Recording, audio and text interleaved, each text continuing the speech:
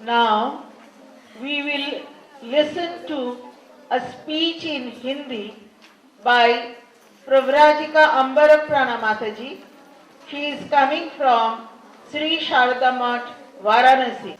देशिकेन्द्रं परमं पवित्रं विश्वस्य पालं मधुरं यतीन्द्रं हिताय नृणां नरमूर्तिमन्तं विवेक आनंदमहं नमामि। सभा में उपस्थित असिस्टेंट सेक्रेटरी माता जी, ज्ञानदा प्राणा माता जी, सच्चित प्राणा माता जी और यहाँ पर उपस्थित वयोवृद्ध साधन प्राणा माता जी को मेरा सश्रद्ध प्रणाम। और यहाँ पर जितनी भी माता जी हैं, ब्रह्मचारिणी और भारत के विभिन्न प्रांतों से आई हुई शक्तियाँ, बालिकाएं, एक एक शक्ति भारत के विभिन्न प्रांतों से जो आई हैं, उन सबको मेरा सादर अभिनंदन। सिस्टर निवेदिता कहती थी कि भारत स्वामी जी की सिर्फ मातृभूमि नहीं थी, ये उनका प्राण था। स्वामी जी भारत की चिंता करते करते भारत हो गए थे। कंडेंस इंडिया, जीती जागती भारत प्रतिमा। तो उसी भारत के सारे बच्चों को यहाँ पर देखते हुए स्वामी जी भी कितने प्रसन्न हैं। कहाँ का आज यहाँ पर उपस्थित है, कोलंबो से अल्मोड़ा तक, और इधर कन्याकुमारी, अरुणाचल प्रदेश से लेकर कन्याकुमारी तक हर प्रांत के बच्चे यहाँ पर उपस्थित हैं। कितने गर्व की बात है ये। इन सबको जो जमा किया, यही तो स्वामी जी की शक्ति है, जो हम आज यहाँ सबको एकत्रित हो सके। दूसरा है कि 3 दिनों से आज तीसरा दिन है, कोई कोटेशन, कोई भी एग्जाम्पल आप लोगों ने नहीं छोड़ा। बच्चे इतनी अच्छी तरह प्रस्तुत होके आए हैं कि हर बच्चे ने सब कुछ सुनाया, सब कुछ दिखाया, मैंने कुछ बाकी नहीं रहा। इतनी अच्छी तरह से आप लोग वेल प्रिपेयर्ड होकर आए हैं। स्वामी जी की इस तरह आप लोगों ने चिंता करी, ये मेरे को कहने की इच्छा है, इसलिए मैं व्यक्त कर रही हूँ इस भावना को आप लोगों के सामने। दूसरा जो नहीं कहा गया 2 दिन से, ये जो वेन्यू है आप लोगों का, हम यहाँ पर एकत्रित हुए हैं, इसका नाम आपको याद रखना पड़ेगा सारा जीवन। रामकृष्ण शारदा मिशन विवेकानंद विद्या भवन, ये तीनों नाम कहीं नहीं मिलेंगे आपको। रामकृष्ण मिशन होता है तो अगर स्वामी जी को जोड़ लेंगे वो रामकृष्ण, लेकिन हमारे रामकृष्ण शारदा मिशन विवेकानंद विद्या भवन, तीनों मिल रहे हैं यहाँ हम लोग। ये आप लोग के जीवन में रेयर चांस है ऐसी जगह में एकत्रित होने का कि हमारा वेन्यू क्या था, ये था। आज का सब्जेक्ट जो है कि हम स्पार्क है, चिंगारी है, स्फुलिंग है उस महाशक्ति के, महाअग्नि की। दोनों माता जी लोगों ने अंग्रेजी में अच्छी तरह सब कुछ जो कुछ बोला वही मैं आप लोगों को हिंदी में कह दूंगी, यही है।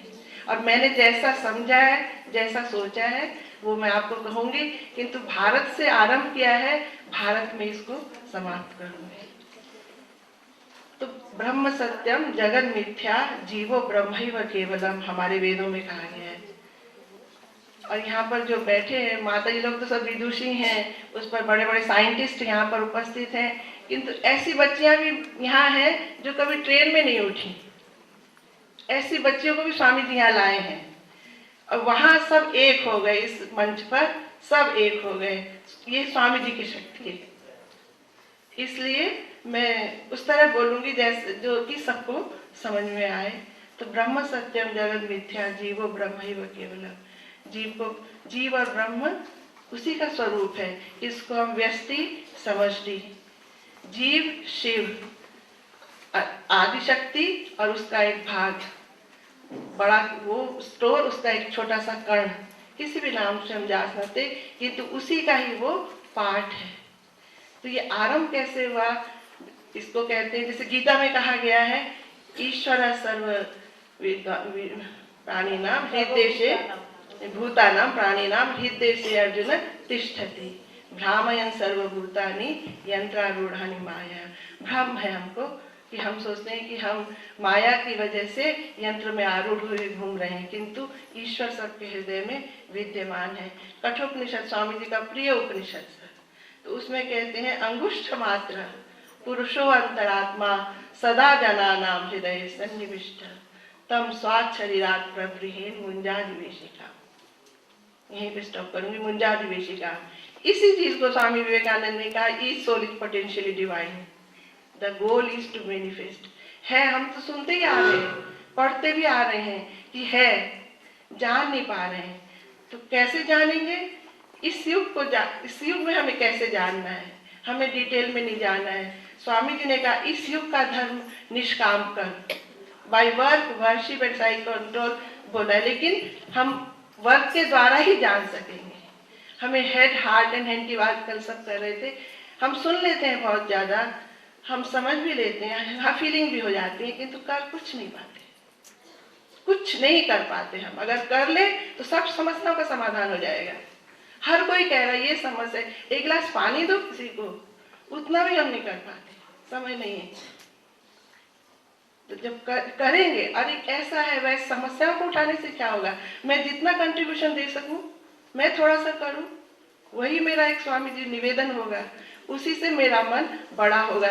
मैनिफेस्ट तभी होगी, ये आत्मा जो है अंदर, इसको मैनिफेस्ट हम करेंगे कर्म करके, दूसरों के लिए निष्काम कर्म। किसी ने अच्छा कहा, बुरा कहा, पेपर में छपा नहीं छपा, फोटो आई कि नहीं आई, लेकिन मैं नीरव में चुपचाप उस काम को किया, मेरा मन बड़ा होगा, तभी वो आत्मा वहीं पर प्रतिफलित होगी, तब तक नहीं होगी जब तक आप निष्काम कर्म नहीं करेंगे। भगवद गीता में श्री कृष्ण ने कहा उसी चीज को स्वामी विवेकानंद, जो हमारे नेता हैं इस समय के, जो हमारे लीडर हैं, उन्होंने कहा कि निष्काम कर्म के द्वारा ही चित्त की शुद्धि होगी, उसके बाद ही मैनिफेस्ट होगी आत्मा। सबके अंदर विद्यमान है, किंतु मैनिफेस्ट कैसे होगी? जब तक हम कुछ करेंगे नहीं, कुछ होने वाला नहीं है। सुनने से नहीं होगा, फील करने से भी नहीं होगा। फील करो, फील माई चिल्ड्रन रोज बोल रहे हैं, but you have to feel करके हमने कुछ किया किसी गरीब के लिए, किसी के लिए अगर किया होगा जिसने, वो जरूर उसके पास आत्मा प्रतिभातित होंगी, उसका मन उदार होगा, उसका मन बड़ा होगा, उसे अपने आप ही पता चल जाएगा कि हाँ मैं जितना सा कर रही हूँ या कर रहा हूँ उसी से मुझे मिला है। तो इस कर्म की आरंभ किसने किया है? स्वयं श्री रामकृष्ण देव इसे आरंभ कर गए। जब ठाकुर कलकत्ता से काशी जा रहे थे तो बीच में रुक गए वहाँ देवघर में, और वहाँ गरीब दीन दुखियों को देखकर ठाकुर जी ने कहा, मैं मथुरा नाथ से कहा कि ना इनको तुम वस्त्र दो नए, इनको खिलाओ पेट भर के, इनके माथे में तेल दो, तब मैं काशी जाऊंगा, नहीं तो मैं नहीं जाऊंगा, मैं इन लोगों के संग यहीं रहूंगा। क्यों? खाली गरीब देखा करके नहीं, ठाकुर जी ने उनके भीतर उस देखा कि इनके भीतर वही ब्रह्म है, वही आत्मा है, और ये लोग इतना कष्ट पा रहे।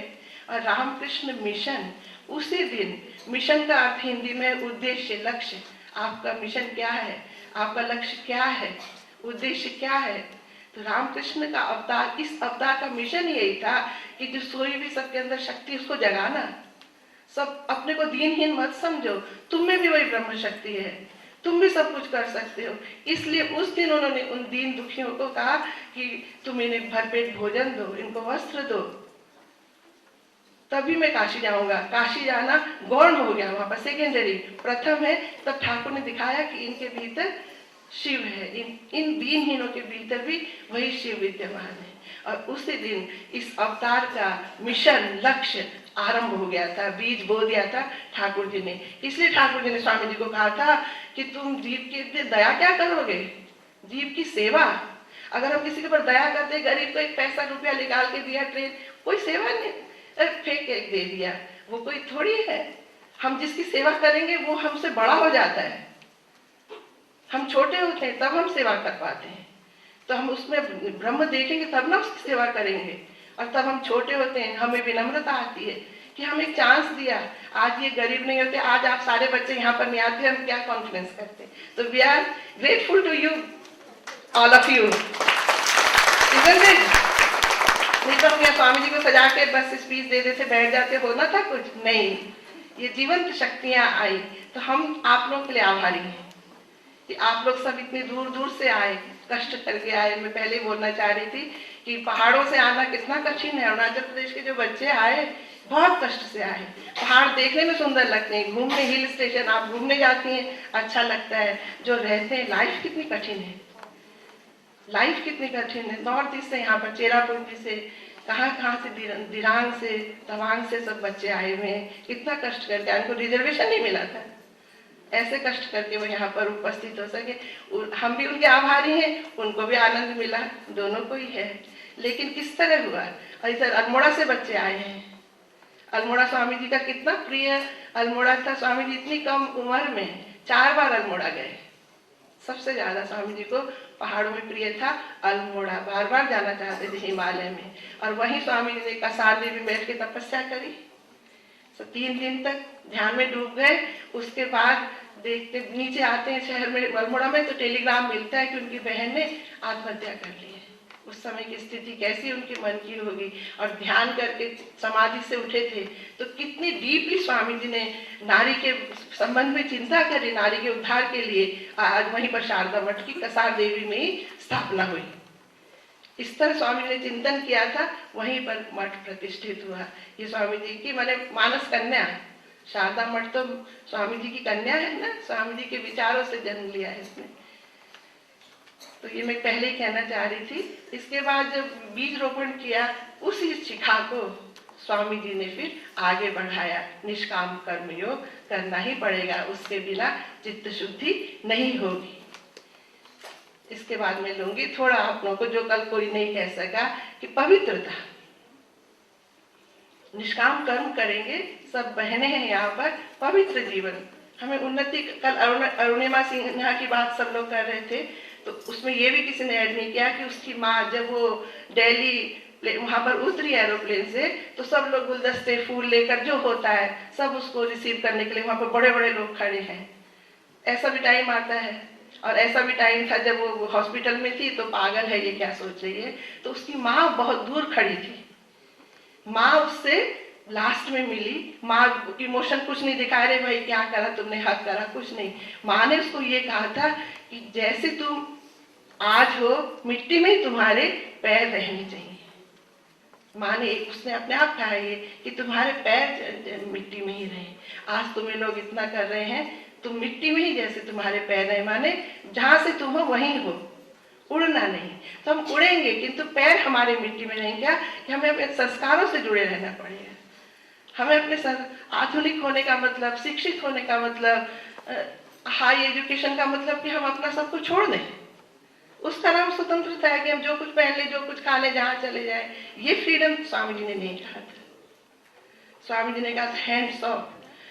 अगर उन्नति करनी है नारी को, but at the feet of Sita Savitri Damayanti, chastity जो हमारी नारी का आभूषण है, उसकी उस कॉस्ट पर अगर करोगे तो सर्वनाश, हैंड्स ऑफ। ये भी स्वामी जी ने कह रखा है। तो हम उन्नति की बात हम आप बैठी हैं, हमारी बहनें हैं, आप लोग बच्चे हैं, किंतु चिंतन का विषय है। हमारे देश में क्या सुंदर नहीं है, अपने देश को ही तो जानो। भारत का हर कुछ सुंदर है। वो लोग यहाँ आते हैं, हर चीज उनको यहाँ की भाती है। यहाँ का भोजन, यहाँ के वस्त्र, यहाँ का संगीत, जो भी कहो, यहाँ की नेचर, यहाँ की प्रकृति। कल तो स्टेज पे पूरा भारत देखा हमने। केरला का कल्चर देखो, असम देखो, कितना धनी कल्चर है, उसको हम भूलते जा रहे। और वो थोड़ा सा बाहर का उसको हम लेंगे, सबको जानबूझकर। कम से कम ये 500 लड़कियां अगर स्वामी जी की बातों को मानती हैं, विश्वास करती हैं, तो अगर ये भी बदल जाए तो क्या नहीं हो सकता। एक रानी लक्ष्मीबाई, अहिल्याबाई ने क्या नहीं करा, कल हम लोगों ने देखा क्या शक्ति थी। तो हम अगर इतनी सारी लड़कियां स्वामी जी की बातें मानती हैं, फॉलो करती हैं, तो क्यों नहीं परिवर्तन आना चाहिए। हमें नकल नहीं करनी उन लोगों की। हमारे पास देने को बहुत है, अपने देश में भरा हुआ है। हमारे जैसा सुंदर देश कहीं नहीं है, ढूंढे नहीं मिलेगा। तो ठाकुर जैसे नहीं गए, पहले काशी नहीं जाऊंगा मैं, इनकी सेवा करो। तो राष्ट्र कवि मैथिली शरण गुप्त, वो एक कविता लिखी है उन्होंने कि थाल सजाकर किसे पूजने चले तुम प्रात ही मत वाले, कहाँ चले तुम राम नाम का पीताम्बर तन पर डाले। इधर कहाँ जा रहे हो? तो कहते हैं तीर्थयात्री कि मुझे न जाना गंगा सागर, मुझे न रामेश्वर काशी, तीर्थ राज चित्तौड़ देखने को मेरी आंखें प्यासी। सुंदरियों ने जहाँ देश हित जौहर व्रत करना सीखा, स्वतंत्रता के लिए वहाँ बच्चों ने भी मरना सीखा। वहीं जा रहा पूजा करने, वहीं जा रहा पूजा करने, लेने सतियों की पद धूल, वहीं हमारा दीप जलेगा, वहीं चढ़ेगा माला फूल। मैं सतियों की पद धूल लेने जा रहा हूँ, मुझे गंगा सागर नहीं जाना, मुझे गंगा सागर रामेश्वर काशी नहीं जाना है, मैं सतियों की पद धूल। आज भी वहाँ की मिट्टी काली है कहते हैं, मैंने देखा नहीं है, मैंने पढ़ा है, कब वो सौभाग्य होगा, लेकिन पढ़ा है, पढ़ के इतना अनुभव किया है कि कैसे उन्होंने दूसरे लोग हमें छू न पाए, रातों रात महल के अंदर अपनी सब सुंदरियों ने चिता में अपनी को स्वाहा कर दिया, और जब सुबह दरवाजा खोला तो सबकी सब चिता जल रही है वहां पर। ऐसी नारियां, कहानी नहीं है हमारे देश की, सत्य है ये। भारत की हर चीज क्या है कि सत्य कहानियां है, कोई परियों की कहानी नहीं है। तो अब अगर आप लोगों को ऐसे भारत से संपर्क रखते हुए अगर परियों की कहानी खाए तो बड़ी महती विनष्टि, बहुत दुख होता है, बहुत दुख होता है। और दुख की बात है कि कैसा कल्चर है हमारा, कैसा घट गया हमारे यहाँ। मीरा ने भगवान को कैसे पा लिया यहाँ पर, सब कुछ सत्य है, सब कुछ सत्य है। तो हमारा कल्चर, हम कितने धनी हैं, सब समय इसी बोध को रखना। इसीलिए कवि इसी भारत में ही जन्म लेना चाहते हैं बार बार। जिन्होंने अनुभव किया है वो लोग कहते हैं वही बार बार, परम तो भारते जन्म मानव वस्तु च वा पशु विहंग से वा जंतु वृक्ष पाषाणयोरपि निरंतरम भवतु मे जन्म मातृ सेवा परंपरा एषैव वांछा हृदय सर्व साक्षीमय प्रभु। हे साक्षीमय प्रभु, मेरी यही प्रार्थना है कि बार बार मैं इस भारत में ही जन्म लूं। और मनुष्य होगा तो पता नहीं, मनुष्य नहीं भी हो सकता हूँ, 84 लाख योनि के बाद मानव योनि मिली, कुछ अच्छे कर्म नहीं किए तो फिर नहीं बना, तो भी मैं अगर पशु भी हो जाऊं, विहंग भी हूँ, पक्षी भी हूँ, पक्षी पशु पक्षी नहीं हुआ तो अगर पाषाण पत्थर पेड़, वो भी मैं भारत का ही हूँ और कहीं का नहीं। यही मेरी वांछा है, यही मेरी इच्छा है। हे प्रभु सर्वसाक्षी मैं प्रभु, ऐसी मेरी इच्छा है। मैं 2 महीने आगे अल्मोड़ा गई थी, वो बच्चे भी यहाँ पर हैं तो उनको अच्छा लगेगा। तो वहाँ की महिलाओं ने ढोलक बजा के भजन सुनाए, बहुत खुश हो गई, एक्सप्रेस करेंगे।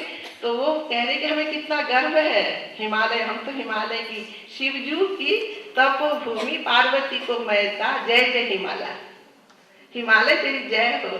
तू क्या है, शिव जी की तपोभूमि है, पार्वती का मैता, पहाड़ी में मैता माने मायका, पार्वती का मैता, जय जय हिमालय। तो माता जी हम लोग कितने भाग्यशाली हैं, हम देवभूमि में रहते हैं। शिव जी ने यहाँ हिमालय से जगह मांगी थी कि मुझे थोड़ी तपस्या के स्थान दो गंगोत्री के पास, ऐसा हिमालय है। वो हिमालय हमारा है। कितने सुंदर सुंदर पहाड़, ये जापान में, अमेरिका में, सब आप लोग ज्योग्राफी में पढ़ते हैं, वहां जाना है, उसको क्रॉस करना है। हिमालय का नाम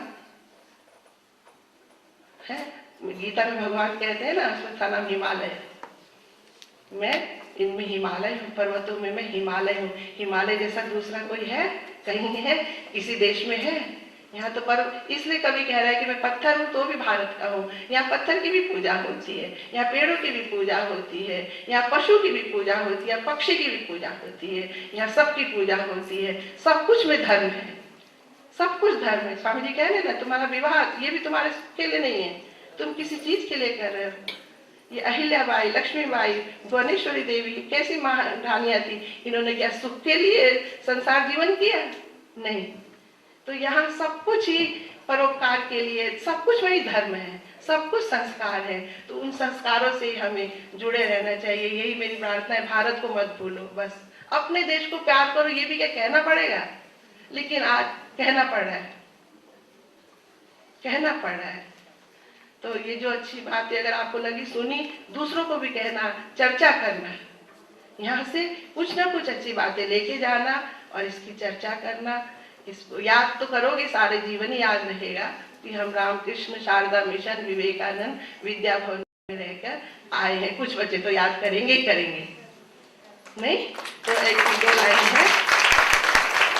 जागो मेरे भारतवासी, समय नहीं है सोने का, लेकर संदेश स्वामी जी का, करके कुछ दिखलाने का। जय विवेकानंद, जय भारत।